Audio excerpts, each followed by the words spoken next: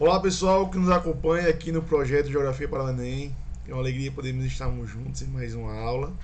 Desta vez nós teremos nossa aula número 7 sobre fontes de energia. É uma temática muito importante que nós trabalhamos na geografia como um todo, na geopolítica e que corriqueiramente cai nas questões do Enem. Então, para nós entendermos, a energia é uma questão primordial dos primórdios da humanidade, né? O ser humano sempre precisou de energia, sempre se usando da sua própria força, ou da força da natureza, de animais para mudar o espaço geográfico. Depois da Revolução Industrial, que nós vimos na aula passada, tudo vai mudar, certo? Nós vamos ter a máquina a vapor, vai desenvolver grandes mudanças, principalmente com a utilização do carvão como fonte de energia. Então, nós vamos ter muitos tipos de fontes de energia: a tração humana, a tração animal, a energia hidráulica, a energia do petróleo, carvão mineral, carvão vegetal, o álcool, o gás natural, energia eólica, solar, geotérmica, maremotriz, nuclear, entre outras, que nós vamos trazer para vocês na aula de hoje. Vamos lá. Então, para nós entendermos um pouco desse contexto, nós temos que entender essas classificações, certo? Primeiro, a gente entender que a energia ela é dividida em 4 classificações, certo? Em renovação e em obtenção, certo? As primeiras classificações que vocês estão vendo, fontes primárias e secundárias, elas são a partir de obtenção de energia. Nas fontes renováveis e não renováveis é de renovação, como eu estava dizendo, né? Então, as fontes primárias são energias tiradas diretamente da natureza. Então, a água, as marés, a madeira, o petróleo, o gás natural. As fontes secundárias são fontes que são utilizadas a partir de uma fonte primária e transformada em outra fonte de energia. O petróleo, por exemplo, ela é uma fonte primária, mas a gasolina, o óleo diesel, por exemplo, são fontes secundárias, que são oriundas do petróleo. As energias renováveis são energias que se renovam em um curto espaço de tempo na vida útil do homem, né? Então, por exemplo, as chuvas que todos os anos se renovam, as florestas que crescem, mas ainda o tempo útil do homem, né? As fontes renováveis são aquelas que não se regeneram, ou se esgotam, ou demoram muito tempo para se regenerar, como o petróleo, que nós vamos ver daqui a pouco. Bom, vamos lá. Então, as principais fontes de energia, o principal consumo de energia em 2019 ainda era do petróleo, certo? O carvão mineral como segundo, gás natural, biomassa. Vocês podem ver que a maioria das fontes de energia que são utilizadas no mundo ainda são as fontes de energia não renováveis, né? Isso é uma preocupação muito grande da sociedade como um todo. Vamos lá. Então, os principais consumidores de produtores de energia no mundo, o Brasil vai se destacar na energia hidrelétrica, certo? Tendo grandes hidrelétricos no nosso país, o Brasil se destaca nessa parte, certo? É o oitavo maior produtor de energia elétrica no mundo como um todo. Tá conseguindo dar certo. E o Brasil vai apresentar assim então destaca apenas a hidrelétrica. Termoelétrica e a energia nuclear, o Brasil não tem grande expressão, mas que usa também, certo? Então, o petróleo é uma substância oleosa, é um hidrocarboneto que vai deixa eu me tirar aqui da frente para vocês verem melhor. É um hidrocarboneto, é uma substância oleosa, hidrocarboneto parafínicos, naftênicos e aromáticos. E essa cor ela vai variar de acordo com a sua origem, que vai desde o negro ao âmbar. Todas essas imagens que vocês estão vendo aqui são oriundas do petróleo. tiradas do Museu do Petróleo em Mossoró, certo? Então o petróleo tem a origem de soterramento de micro-organismos marinhos, especialmente na era Mesozoica. Então, milhões de anos atrás, os micro-organismos marinhos morreram, foram soterrados e geraram o petróleo, certo? Então, este petróleo, apesar de ter sua origem, ele também é encontrado no interior do continente, certo? Especialmente no Oriente Médio, onde nós vamos encontrar maior concentração de petróleo do mundo. Hoje, as plataformas marinhas vão representar 25% da produção do mundo e 68% da produção do Brasil. Tá certo, pessoal? Então, veja só, no Brasil, no mundo, a produção industrial vai se iniciar no século XIX com um poço de água, originalmente de água perfurado na Pensilvânia, nos Estados Unidos, e em vez de sair água, saiu o óleo preto do petróleo, né? Além de ser uma fonte de energia, através de gasolina, óleo e gás, ele fornece outros subprodutos, né?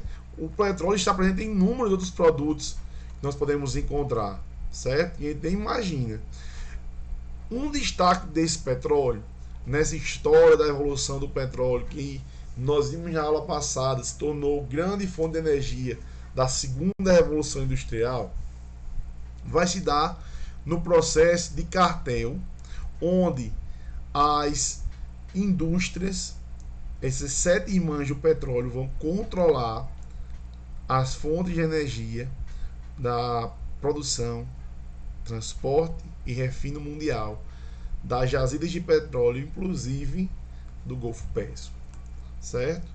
Elas vão então gerar estados artificiais para terem um controle melhor do Oriente Médio, e gerou inúmeros conflitos, certo? E para controlar isso, foi gerada em 1960 a OPEP, a Organização dos Países Exportadores de Petróleo, que vão contar com países do Golfo Pérsico, norte-africano e da América Latina, além do Sudeste Asiático. Em 1973, a OPEP vai subir o preço do petróleo, triplicar o preço do petróleo, certo? Então, esse primeiro choque vai gerar um grande problema mundial. Todo mundo sofreu uma recessão econômica na década de 70, gerado pela dependência já do petróleo, certo? Então, com isso, a economia mundial ainda tem a dependência do petróleo, das energias não renováveis, né, que são o petróleo e o carvão, que são as principais. Então, só para ter uma ideia, a grande parte do petróleo que nós temos hoje já em reservas estão concentradas nessa regiãozinha aqui do Oriente Médio, essa partezinha verde claro, logo abaixo da Europa e Euroásia, certo? O carvão mineral, que é outra fonte de energia não renovável, ela vai ser a principal fonte de energia da primeira revolução industrial e hoje vai corresponder a quase 38% de todo o consumo de energia no mundo, certo? Ainda hoje. Então, o carvão é um combustível fóssil que vai ser gerado através da decomposição de vegetais, de florestas, certo? A qualidade do carvão vai estar na quantidade de carbono e por essa razão ele é muito valorizado comercialmente, né?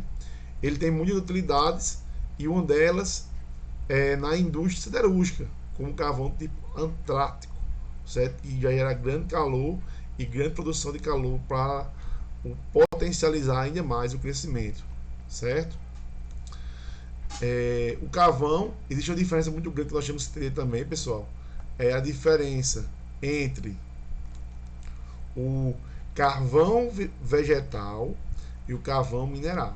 O carvão mineral é esse que vocês estão vendo aí, ele é um minério, certo? O carvão vegetal é aquele que a gente utiliza no Brasil no churrasco das nossas casas, certo? No Brasil, infelizmente, o carvão ele tem pouca expressividade, especialmente porque ele é concentrado na região sul e sudeste, certo? E de baixa qualidade. Então, para fazer todo o nosso churrasco que você é acostumado a fazer na sua casa ou ver alguém fazendo, nós utilizamos o carvão vegetal, certo, pessoal?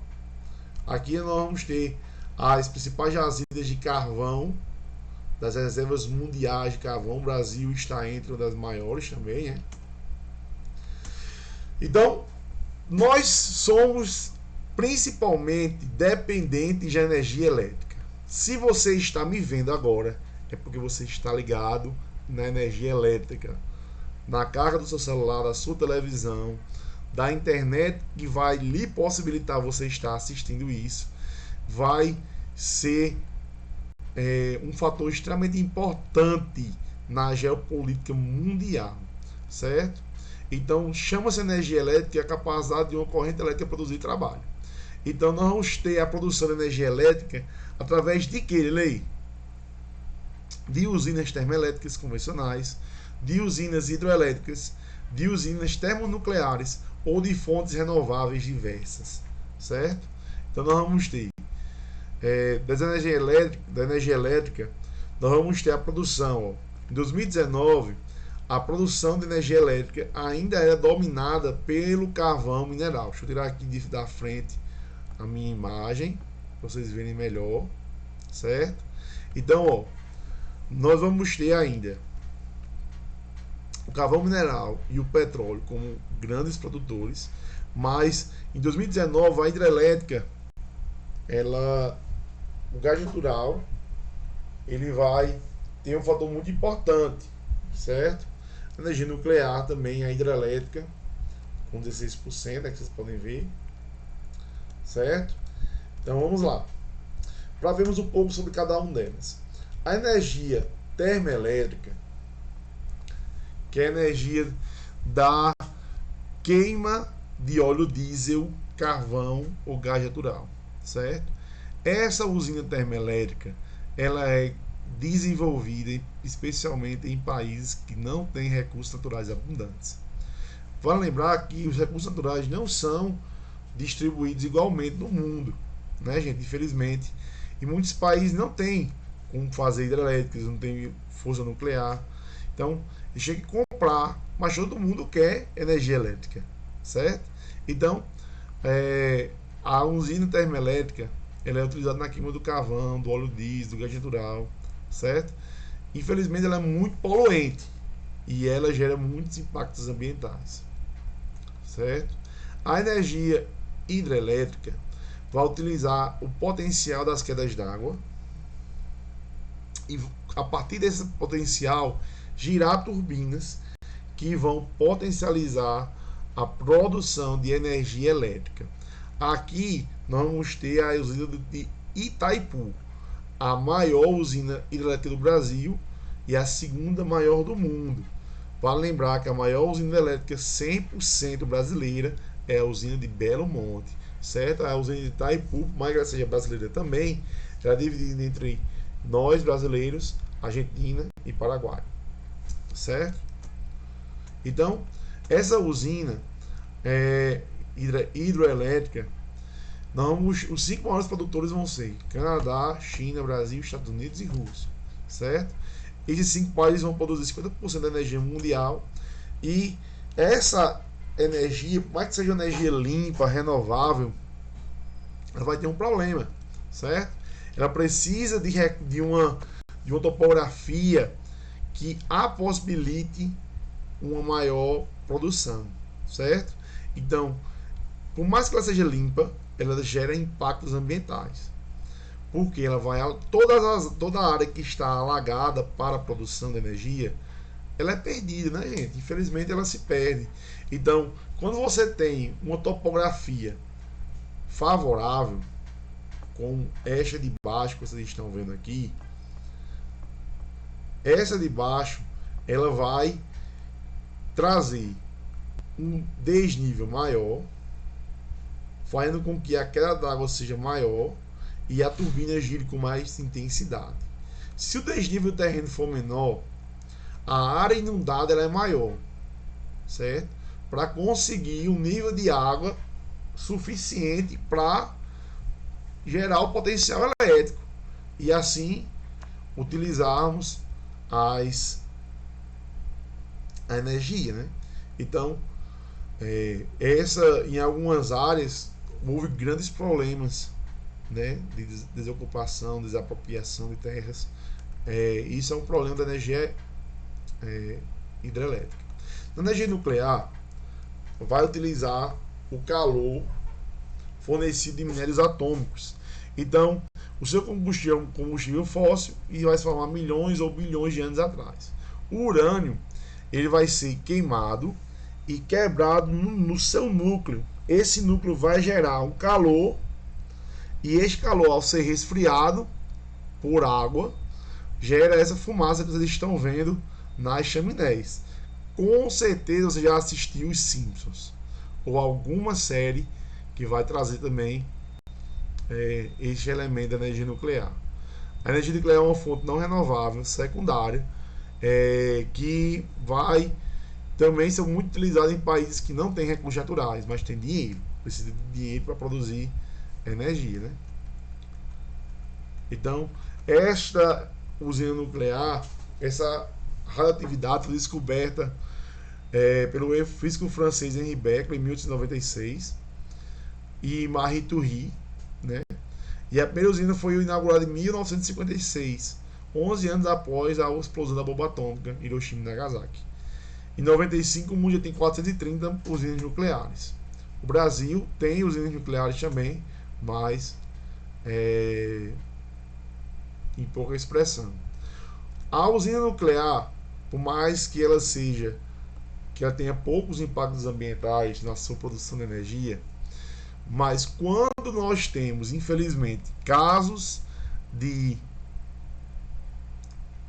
acidentes na usina nuclear, nós vamos ter casos gravíssimos, como é o caso de Chernobyl, extremamente famoso, né, o de Fukushima em 2011 também. Só para vocês, quem tiver interesse, né, tem a série Chernobyl da HBO, né, muito bacana de assistir também, poucos episódios, e traz muitos casos fantásticos, certo? Para entender. Então o Brasil, apesar de ser bastante rico em potencial hidrelétrico, o consumo de energia, o esgotamento das reservas de combustíveis fósseis, o desequilíbrio causado pela construção das usinas hidrelétricas tem favorecido o uso de energias alternativas, certo? Que energias alternativas serão essas? Deixa eu voltar aqui para vocês. Então nós vamos ter energia solar, energia eólica, energia de biomassa, entre outras. Então vamos lá. Energia solar.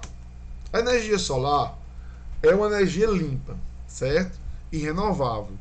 No país como o Brasil, tropical, com a alta incidência de radiação solar, nós vamos ter essa utilização muito prática. Com certeza você já viu na sua cidade alguma casa que utiliza a energia solar. Então, nós temos uma alta popularização dessa fonte de energia. Ela é limpa, mas ela não tem impactos ambientais? Não. Todas as fontes de energia têm, de um certo modo, um impacto ambiental, inclusive a energia solar. Nem que seja a utilização dos pássaros, certo, gente? A energia eólica é a que utiliza a força dos ventos. Também muito presente no nosso dia a dia, especialmente se você for da região nordeste do Brasil. Então veja só, essa fonte de energia vai utilizar cataventos, que também não é uma fonte de energia nova, porque o ser humano já usava isso há 1000 anos atrás, nos cataventos, os moinhos de vento. Assim como a energia hidráulica não é nova, assim como a energia solar também não é nova, você imagina que o ser humano já usava os moinhos, né, os rodemoinhos no rio para moer os grãos. As plantas já usavam a energia solar para fazer a fotossíntese. né? Então, os grandes destaques de produção de energia eólica no Brasil: Santa Catarina, Ceará, Rio Grande do Norte, nessa grande produção, né? Paraíba também vem crescendo bastante. Ó, na Europa, aqui são os parques eólicos existentes na Europa. Você vê como é bem popular, especialmente no outro continente, né? Essa energia aqui é uma energia que pouca gente conhece. A energia geotérmica é a energia adquirida a partir do calor que provém do interior da Terra. Então, esse calor ele vai ser a Terra, que é quente, nós vimos nas primeiras aulas, vai emitir esse seu calor, e esse interior da Terra vai buscar extravasar. A maioria deles é no vulcão. Só que vão existir áreas que são quentes, como as zonas térmicas, os lagos termais, certo? Os geysers, como a gente já viu em muitos desenhos, inclusive no Pica-Pau. Os geysers são exemplos de fonte de energia geotérmica, certo, gente?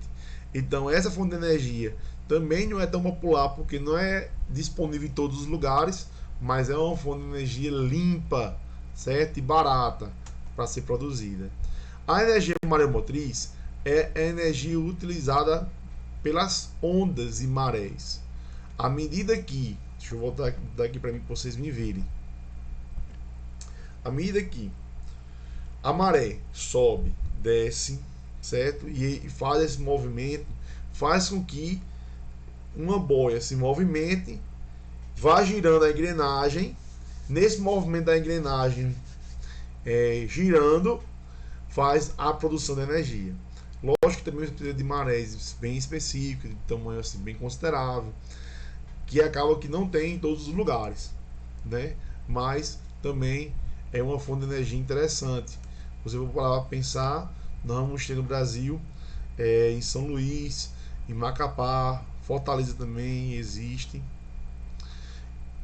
A energia de biomassa, nós encerramos, é o movimento que vai acontecer quando nós vamos ter a reutilização de matéria orgânica, certo? Essa matéria orgânica pode ser o bagaço de cana, o bagaço de maracujá, de soja, enfim, você vai reutilizar ele para outra fonte de energia. E isso é um fator extremamente natural na natureza, certo? Natural na natureza é para acabar, né? Mas vocês entenderam. Então, esse ciclo natural de biomassa, ele vai ser extremamente presente no dia a dia da natureza, certo? E isso vai possibilitar um grande potencial energético gerado neste contexto. Tá, pessoal? Então, nós vamos encerrar nossa aula de hoje. Quero agradecer a você que esteve conosco. Nosso curso Geografia para o Enem está disponível para você. Você que já se preparando, falta menos de um mês para o Enem. Então, você não pode perder tempo, você não pode vacilar. Aproveite. Pegue essas aulas que nós estamos tendo e utilize para revisar os seus conteúdos. Se você quiser tutorias, materiais e orientações particulares, nós estamos disponibilizando este curso também ao preço de R$20 e teremos mentorias semanais para vocês. Então, obrigado pela atenção, até a próxima aula, se Deus quiser.